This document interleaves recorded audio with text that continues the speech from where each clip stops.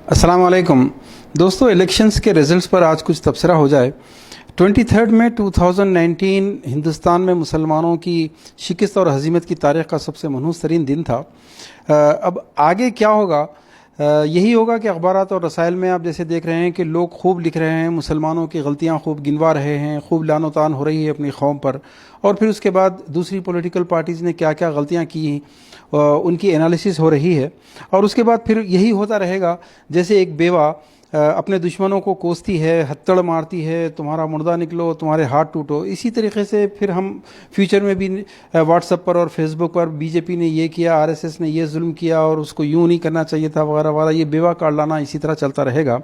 और इन सारे मज़ामिन में जितने लिखे जा रहे हैं, इसमें एक चीज़ कॉमन जो आपको मिलेगी, हर मजमून का एंड होगा एक अदद चाहिए पर, शुड पर। मुसलमानों को ये करना चाहिए, कायदीन को ये करना चाहिए, चाहिए चाहिए से भरा होगा। और सबसे बेहतरीन मजमून या सबसे बेहतरीन मजमून निगार उसी को करार दिया जाएगा जो सबसे ज़्यादा चाहिए लिखता है। दूसरी तरफ हमारे दीनी मिजाज रखने वाले भाई कभी मूसा अलैहिस्सलाम का फ़िरौन के दरबार में, कभी इब्राहिम अलैहिस्सलाम का निमरूद के दरबार में कैसे सब्र इस्तक़लाल के साथ उन्होंने मुकाबला किया, ये नसीहतें करेंगे। और वला तहिनु वला तहज़नु व अंतुमुल अलौना इन कुंतुम मुमिनीन, ये नसीहतें करेंगे। लेकिन मसला ये है दोस्तों कि इस वक्त हर शख्स आज भी तबसरा निगार बना हुआ है, आज भी मशवरे देने वाला, आज भी नसीहतें करने वाला बना हुआ है। हर शख्स लीडर है, हर शख्स इंटेलेक्चुअल है, वॉलंटियर कोई नहीं है, मशवरे देना चाहता है हर शख्स। अगर उसके मशवरे पर अमल भी करें तो वो अपनी जेब से कोई पैसा नहीं निकालेगा, ना अपने वक्त में से कोई 1 घंटा निकालेगा। जबकि हर शख्स को अच्छी तरह मालूम है कि मुसलमानों को ग़ुलाम इब्ने ग़ुलाम बनाने की तैयारियां मुकम्मल हो चुकी हैं। इसके बावजूद किसी के कान पे जूं नहीं रेंगती। लेकिन हमें मायूसी की ज़रूरत नहीं है। कुछ लोग ऐसे ज़रूर हैं जो आज भी कौम में कोई अमली इक़दाम करना चाहते हैं, कुछ साथ देना चाहते हैं। ऐसे बाहिम्मत साथियों के लिए एक रिक्वेस्ट है कि प्लीज़ आप हमारा साथ दें। सबसे पहले तो ये खुशफहमी से लोगों को बाहर निकालना है कि कुछ लोग आज भी मस्त में गफलत में पड़े हुए हैं कि कुछ नहीं होगा, अल्लाह हमारे साथ है। दोस्तों, बहुत कुछ होगा, बल्कि हो चुका है। बल्कि यूं समझ लीजिए कि ये election last nail in the coffin, ताबूत में आखिरी कील था। बीजेपी चाहती ये थी कि उसको अल्टीमेट मेजॉरिटी मिल जाए और उसको मिल चुकी। अब हिंदुस्तान को हिंदू राष्ट्र बनने से कोई नहीं रोक सकता। अब यूनिफॉर्म सिविल कोड को लाने से कोई नहीं रोक सकता। अब मुसलमानों को 2nd क्लास बल्कि 3rd क्लास सिटीजन बनाने से भी अब उन्हें कोई नहीं रोक सकता। हम समझते थे कि ये जो आतंकवादी हैं हिंदुत्व के, ये चंद मुट्ठी भर लोग हैं, लेकिन बाकी सारी जो मेजॉरिटी है वो हमारे साथ है, वो एजुकेटेड है, वो कल्चर्ड है, वो यूनिटी चाहती है, वो मुल्क की तरक्की चाहती है। लेकिन अगर ये इलेक्शंस को और इन इलेक्शन के रिजल्ट्स को फेयर मान लिया जाए, अगर ये फ़र्ज़ कर लिया जाए कि इसमें कोई फ्रॉड नहीं था, तो नतीजा खुद ब खुद ये निकलता कि मुल्क की मेजॉरिटी चाहती थी कि हिंदू राष्ट्र आए, चाहे इसके लिए उन्हें नोटबंदी का, चाहे उन्हें जीएसटी का, चाहे उन्हें हज़ारों करोड़ रुपयों के गबन का सामना करना पड़े, चाहे राफेल डीलिंग की तरह के बेशुमार स्कैंडल्स खड़े हों, चाहे कुछ भी हो जाए, चाहे हिंदू राष्ट्र लाने के लिए उन्हें लिंचिंग करने वाले, चाहे उन्हें फसादात करवाने वाले, इनकाउंटर्स करने वालों को पार्लियामेंट में लाया जाए, चाहे आतंकवादियों को पार्लियामेंट में दोबारा लाया जाए, चाहे कुछ भी हो जाए, वो हिंदू राष्ट्र चाहते थे, वो मुसलमानों का खात्मा चाहते थे। इसलिए उन्होंने बीजेपी को दोबारा लाया। इसका मतलब यही निकलता है। और फिर ये मतलब क्यों ना निकले दोस्तों, उन लोगों ने, आरएसएस ने 1 साल नहीं, 2 साल नहीं, कई साल मेहनत की है। गांव गांव, देहात देहात जाकर लोगों के जहन में बिठाया है कि मुसलमान सबसे बड़ा इस मुल्क के लिए ख़तरा है। इस्लाम और मुसलमानों से दुश्मनी उनके जहनों में उन्होंने बिल्कुल उसी तरीके से भरी है जैसे आनंद मठ में बंकम चटर्जी ने भरा है। आनंद मठ या वंदे मातरम दरअसल आज के जो कुछ हालात हैं, इसका पूरा का पूरा एक रोड मैप है। उन्होंने पाकिस्तान को तो सिंबॉलिकल यूज़ किया जाता है। असल हदफ ये है कि हिंदुस्तान के गांव गांव में ये पैगाम दे दिया जाए कि अगर तुम्हारे गांव में एक मुसलमान रहता है तो वो मुल्क के लिए ख़तरा है, तुम्हारे धर्म के लिए ख़तरा है। दोस्तों, ये थी उनकी पॉलिसी। उन्होंने मेहनत की, साला साल उन्होंने मेहनत की और वो कामयाब हुए। तैयार रहना है। अब मुसलमानों की जो मेजॉरिटी होगी वो सारी की सारी ड्राइवरों की होगी, वॉचमैनों की होगी, बेरोजगारों की होगी। लड़के जिस तेज़ी से एथीज़म की तरफ बढ़ रहे हैं, असिमिलेशन की तरफ बढ़ रहे हैं, लड़कियां जिस तेज़ी के साथ गलत रास्तों पर और फेमिनिज्म की तरफ बढ़ रही हैं, अब इसको कोई रोक नहीं सकता।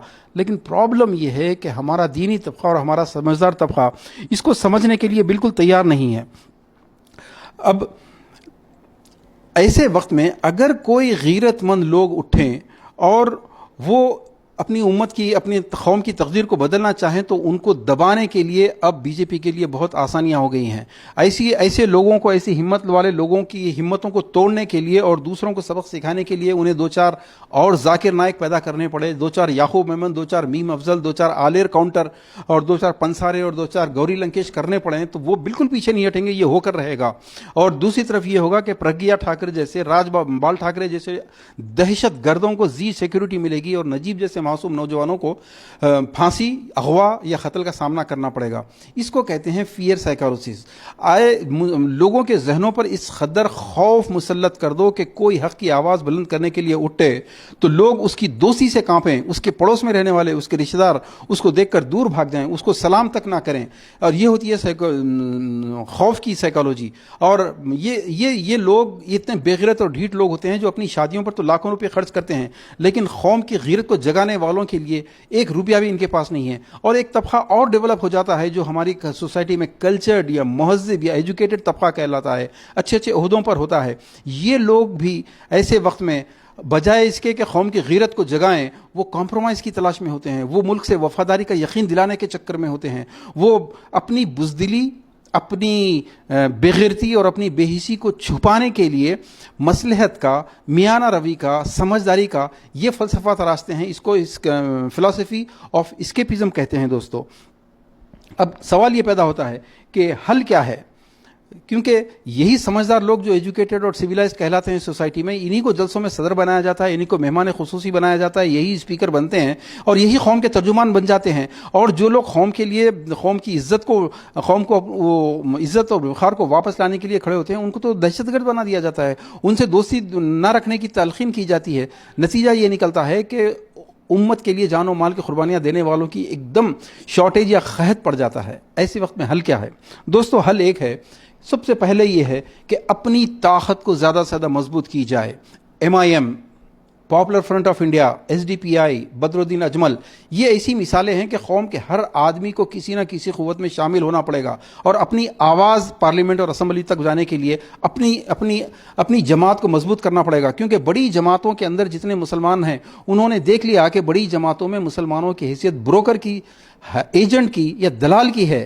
وہ چاہتے ہیں کہ تم مسلمانوں کے ووٹ لاؤ، ووٹ تمہارا، حکومت ہماری، ہم پارلیمنٹ میں جائیں گے. اس طریقے سے وہ لوگ آپ کو مائنورٹی سیل میں مقید کر کے آپ کو آپس میں لڑا رہے ہیں. ہماری اپنی ایک آواز ہونی چاہیے.